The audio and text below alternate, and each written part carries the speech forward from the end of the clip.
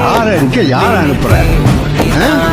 என் பிள்ளைய பாசத்தை காட்டி எவனும் அடிச்சு போடலாம், ஆனா பயமுறுத்தி எவனும் கிட்ட கூட நெருங்க முடியாது.